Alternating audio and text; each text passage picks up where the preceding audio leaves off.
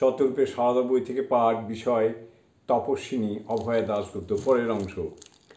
শ্রীরামকৃষ্ণের শরীর যাবার পর বেলুড়ে নীলাম্বর বাবুর বাগানে অথবা ঘুষুরির ভাড়া বাড়িতে সারদা অনেকবার থেকেছেন।